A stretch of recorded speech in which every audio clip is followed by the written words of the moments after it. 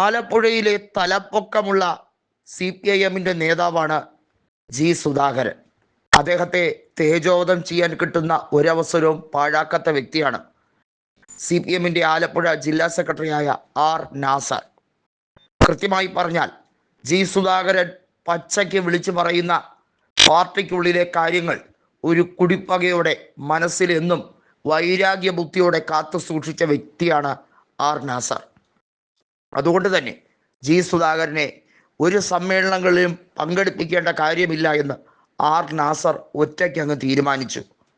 കൂടെ ആലപ്പുഴയിലെ മുൻ MP ആയിരുന്ന ആർ നാസറിനെ വെള്ളവും വളവും കൊടുത്ത് എല്ലാ രീതിയിലും പരിപോഷിപ്പിക്കാൻ ശ്രമിക്കുന്ന AM ആരിഫും അതുപോലെ തന്നെ H സലാമും കൂടെ ഉള്ളപ്പോൾ പിന്നെ പേടിക്കേണ്ടതെന്തിനെന്ന് വിചാരിച്ചു.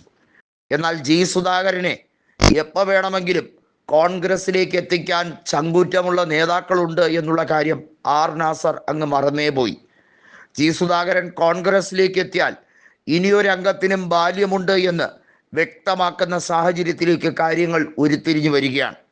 ജി സുധാകരൻ കോൺഗ്രസിലേക്ക് പോകില്ല എന്ന രീതിയിൽ അദ്ദേഹം തന്നെ പറഞ്ഞല്ലോ എന്നതായിരുന്നു ആർ നാസറിൻ്റെ മറുപടി. എന്നാൽ ജി സുധാകരൻ കൃത്യമായി ഒരു വിവരവും പറഞ്ഞിട്ടില്ല.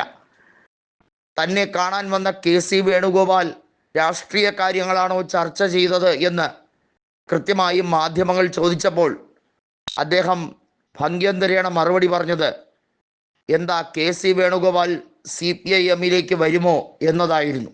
അതായത് അതിൻ്റെ ഉത്തരം വളരെ ലളിതമാണ്. ബുദ്ധിമാന്ദ്യം സംഭവിക്കുന്നവർക്കല്ലാതെ ആർക്കെങ്കിലും CPIM-ലേക്ക് പോകാൻ കഴിയുമോ? CPIM മുങ്ങുന്ന ഒരു കപ്പലാണെന്ന് ആർക്കാണ് അറിയാത്തത്? ഭാവിയില്ലാത്ത ഒരു രാഷ്ട്രീയ പാർട്ടി, ബംഗാളിലെ പോലെ വംശനാശം സംഭവിച്ചു കൊണ്ടിരിക്കുന്ന CPM-ലേക്ക് ഇനി ആരെങ്കിലും കയറാൻ സമ്മതിക്കുമോ? CPIM-നെ എന്നേ ഉപേക്ഷിച്ചതാണ് ജി സുധാകരൻ. പുല്ലുപോലെ വലിച്ചെറിഞ്ഞു. ഒരു സ്ഥാനവും എനിക്ക് വേണ്ട. CPIM-ന്റെ സംസ്ഥാന കമ്മിറ്റിയോ കേന്ദ്ര കമ്മിറ്റിയോ പോളിറ്റ് ബ്യൂറോയോ എടുക്കുന്ന അച്ചടക്ക നടപടി കണ്ട് കിടിലം കൊള്ളാനൊന്നും എനിക്ക് പണ്ടേ താല്പര്യമില്ല എന്ന് മുഖത്തടിച്ച് പിണറായി വിജയൻ്റെ നേർക്ക് പറഞ്ഞ ചങ്കുറപ്പുള്ള നേതാവാണ് ജി സുധാകരൻ.